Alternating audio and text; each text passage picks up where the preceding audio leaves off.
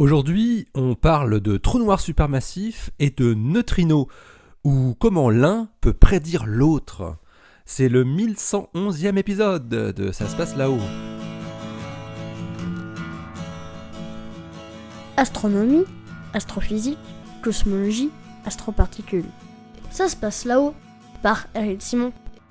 Le blazar TXS 0506 plus 056 a été le premier objet astrophysique reconnu comme source de neutrinos de très haute énergie.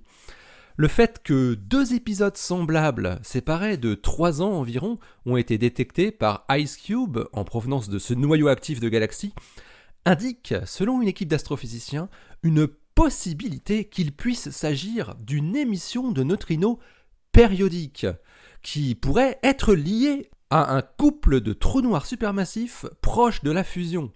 Une étude publiée dans The Astrophysical Journal Letters. L'émission de neutrinos ultra-énergétiques est associée à la production de rayons cosmiques de ultra haute énergie, eux aussi.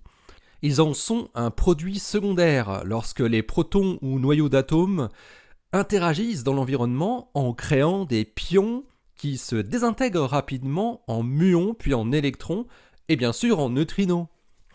Et les rayons cosmiques qui ont les énergies les plus élevées sont estimés pouvoir être accélérés dans le voisinage proche des trous noirs supermassifs, notamment dans leur jet polaire. Or, un blazar correspond justement à un tel trou noir supermassif actif vu dans la direction de son jet relativiste. Et une émission périodique de neutrinos très énergétique est attendue théoriquement dans le cas où le noyau actif est en fait constitué d'une paire de trous noirs supermassifs qui sont proches de la fusion, car il doit apparaître dans ce cas une précession du jet polaire d'au moins l'un des deux trous noirs. Une telle précession produirait un balayage du jet dans l'espace qui passerait dans notre ligne de visée à intervalles périodiques, et pas forcément avec une période constante d'ailleurs. Oliver de Bruijn de la Ruhr-Universität à Bochum et ses collaborateurs montrent que si TXS 0506 plus 056 est un système binaire supermassif, la prochaine éruption de neutrinos pourrait avoir déjà eu lieu et se trouverait probablement dans les données enregistrées par IceCube, mais non encore analysées. Les deux premières émissions de neutrinos, de l'ordre du téraélectronvolt, qui ont été détectées en Antarctique par IceCube, ont eu lieu en décembre 2014 et en septembre 2017. Les chercheurs évaluent également pour la première fois les corrélations qui pourraient exister entre les ondes gravitationnelles du couple de trous noirs supermassifs, qui pourraient être détectées dans la prochaine décennie par le futur interféromètre spatial LISA, avec un lancement prévu au début des années 2030, et les émissions de neutrinos ultra-énergétiques. En modélisant la précession du plus massif des deux trous noirs qui seraient en train de se rapprocher inéluctablement, De Bruijn et ses collaborateurs prédisent les prochaines émissions de neutrinos dans ce scénario. Entre début 2020 et octobre 2020 pour la première, alors je précise que l'article a été écrit avant le mois d'octobre, puis entre début 2022 et mi-2023 ensuite. Ces périodes dépendent des paramètres du couple de trous noirs, comme leur ratio de masse. Les chercheurs arrivent même à prédire que le couple de trous noirs supermassifs arriverait à la fusion à une date comprise entre 2033 et 2045.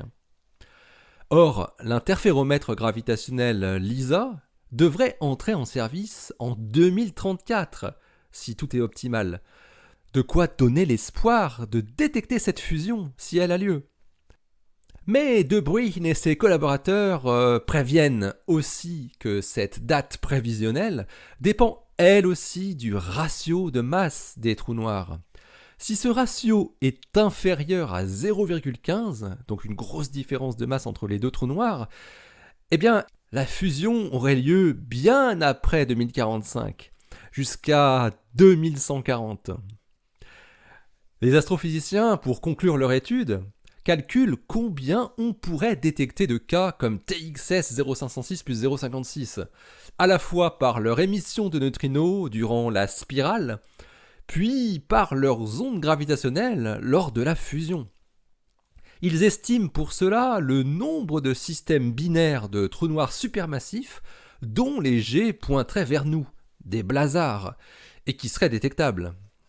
Puis, à partir des données acquises par IceCube, ils estiment la fraction de ces sources qui pourraient produire des neutrinos détectables, eux aussi, entre 5% et 27%.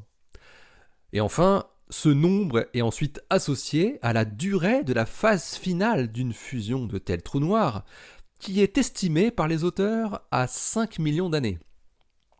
Le résultat du calcul donne un nombre d'événements de fusion de trous noirs supermassifs précédés 25 ans plus tôt par des émissions de neutrinos périodiques. Il est compris entre 0,03 et 30 par an. La plage d'incertitude est assez grande, certes, mais l'ordre de grandeur est intéressant car, a priori, accessible avec notre technologie. Alors on le voit, l'astronomie à multimessager se développe toujours davantage et va peut-être bientôt reléguer les photons aux vieilleries d'antan. L'article de Oliver De Bruyne et ses collaborateurs est paru dans The Astrophysical Journal Letters, le volume 905 daté du 11 décembre 2020. Il porte le titre « Recurrent Neutrino Emission from Supermassive Black Hole Mergers ». Allez, d'ici la prochaine, portez-vous bien, restez bien les yeux vers le ciel. Surveillez Saturne et Jupiter, oui, J-8, déjà. Et restez bien les pieds sur Terre. Allez, salut!